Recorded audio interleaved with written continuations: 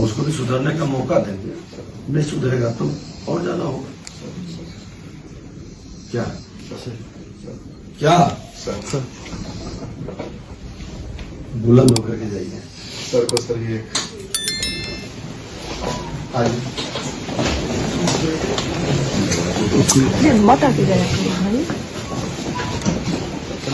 समाप्त माने ना।